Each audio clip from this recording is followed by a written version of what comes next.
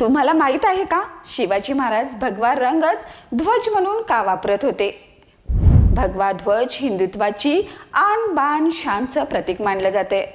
भगव्या ध्वजेला मराठा समाजात ऐतिहासिक महत्त्व आहे, तर भगवा रंग हिंदू संस्कृतीत त्याग, धैर्य आणि बलिदानाचं प्रतिनिधित्व करतो। पण तो रंग भगवाच का, हे तुम्हाला माहित आहे का? या भगव्या रंगाचा संदर्भ इतिहासाशी जोडला गेला आहे। अर्थातच हिंदवी स्वराज्य स्थापन करणारे महान वीर योद्धा छत्रपती शिवाजी महाराजांची। चला तर मग या शिवजयंतीनिमित्त जाणून घेऊयात या भगव्या रंगाची ऐतिहासिक शिवकथा। नमस्कार, मी सुरेखा आणि आपण पाहतात तारा न्यूज। छत्रपती शिवाजी महाराजांचे गुरु होते समर्थ रामदास स्वामी। एके दिवशी शिवाजी महाराज आपल्या राजवाड्यात फिरत असताना समोर त्यांनी त्यांच्या गुरूंना पाहिलं। त्यांचे गुरु भिक्षा मागत आहेत। त्यांनी विचार केला की माझे गुरु असे घरोघरी जाऊन भिक्षा का मागत आहेत? मी एक राजा आहे आणि माझ्या गुरूंनी असं भिक्षा मागणं हे बरोबर नाही।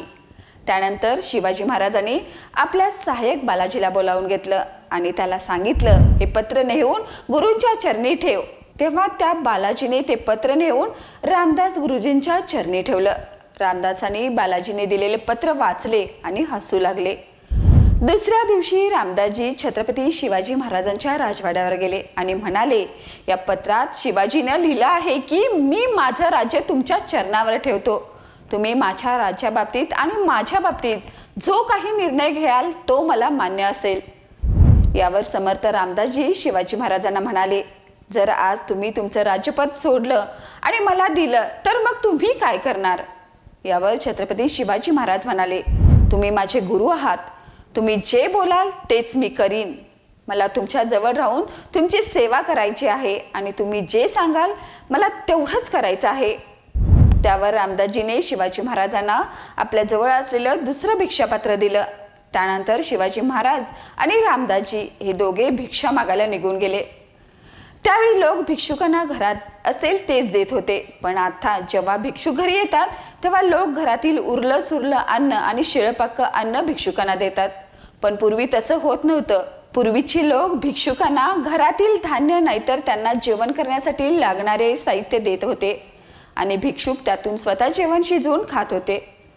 त्यानंतर छत्रपती शिवाजी महाराज आणि रामदासजी त्यांचं भिक्षा मागून झालं तेव्हा ती दोघे नदीकाठी गेली आणि रामदासजीने मिळालेल्या साहित्यातून साधंसं जेवण बनवलं। त्यानंतर रामदासजी हे ते जेवण जेवले आणि जे रामदासजी यांच्या जेवणातून उरलेलं अन्न जे शिल्लक राहिलं होतं ते शिवाजी महाराजांनी खाल्लं। जेवल्यानंतर छत्रपती शिवाजी महाराज आणि रामदासजी एका झाडाखाली बसले। तेव्हा शिवरायांनी रामदासजींना विचारलं, आता तुम्ही मला 24 तास संपूर्णपणे भिक्षू बनवला आहे, अजून तुम्ही माझ्यासोबत काय करणार आहात? तेव्हा रामदासजीने आपल्या शरीरावर जे भगवं वस्त्र होतं ते फाडलं आणि ते वस्त्र शिवाजी महाराजांच्या हातात दिलं आणि म्हणाले, तुम्ही हे वस्त्र आता तुमच्या ध्वजासाठी वापरा आणि घरी जा, देशावर राज्य करा आणि लक्षात ठेवा, हे राज्य तुमचं नाही। जेव्हा तुम्हाला माहित असतं की हे राज्य तुमचं आहे, या राज्याचे मालक तुम्ही नाही, तेव्हा तुम्ही लोकांसाठी सगळ्यात चांगलं कार्य करू शकता। त्यानंतर शिवाजी महाराजांनी भगव्या रंगाचा आपल्या राज्याचे प्रतीक म्हणून वापर करायला सुरुवात केली। शिवाजी महाराजांनी आपल्या राज्यावर सर्वत्र प्रभुत्व रूपाने राज्य केलं। छत्रपती शिवाजी महाराज हे असे राजे होते ज्यांनी खूप सारी युद्धे जिंकली, जे द्वेषामुळे आणि रागामुळे कधीही भटकले नाहीत।